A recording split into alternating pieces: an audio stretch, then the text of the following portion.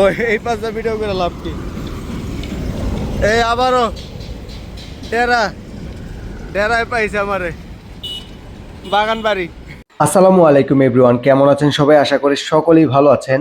আমিও ভালো আছি আপনাদের দোয়ায়। আজ আমি চলে যাচ্ছি বনশ্রীতে। আর বনশ্রীতে যাচ্ছি মানে হচ্ছে ফোর সিজন বিডিতে। তো আপনারা কিন্তু সবাই জানেন যে ফোর সিজন বিডি হচ্ছে সাইকেলিং, ট্রাভেলিং, সুইমিং এবং ট্রেকিং এই ধরনের জামা কাপড় জুতা বিক্রি করে থাকে।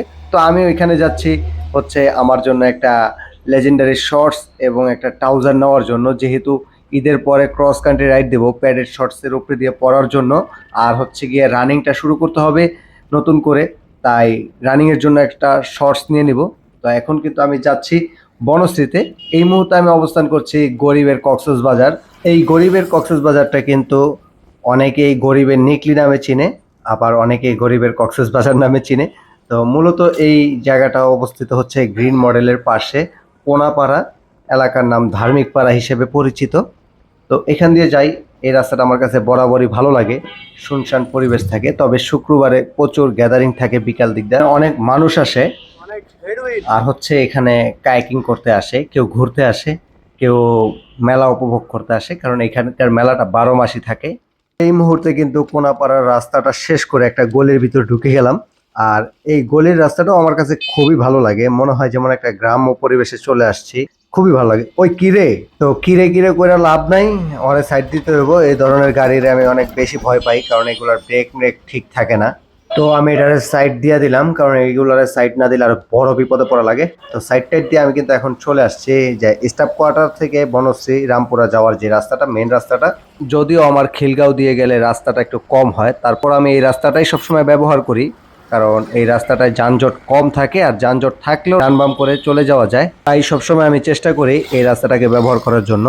আর এই শেষ দিকে এসে যে এই রাস্তাটা পুরা ধ্বজভাঙা রাস্তা, ঠিক আছে, এটা হচ্ছে ডায়াবেটিস রোড।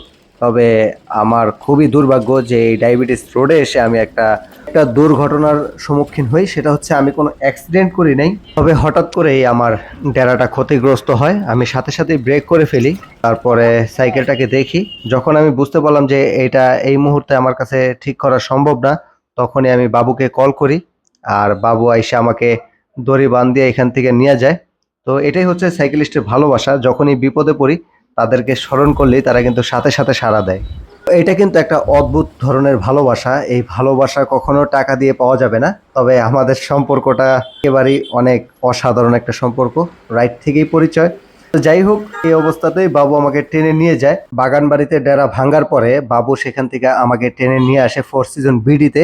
আর এখান থেকে আমার কেনাকাটাটা আমি করে নিলাম। তো আমি নিয়েছি কিন্তু একটা লেজেন্ডারি ইনার শর্টস এবং একটা ট্রাউজার এবং এক জোড়া জুতা নিয়েছি।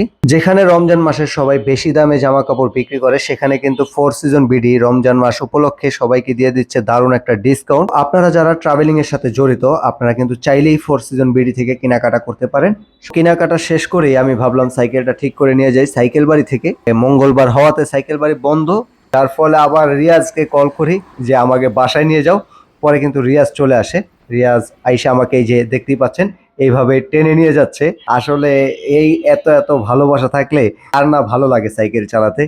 একবার বাবু, একবার রিয়াজ, খুবই দারুণ একটা মুহূর্ত।